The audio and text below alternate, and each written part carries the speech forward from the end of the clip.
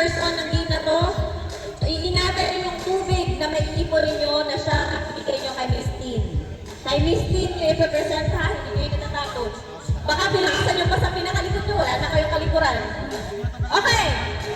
So, kung ready na, everybody, in 3, 2, 1, go!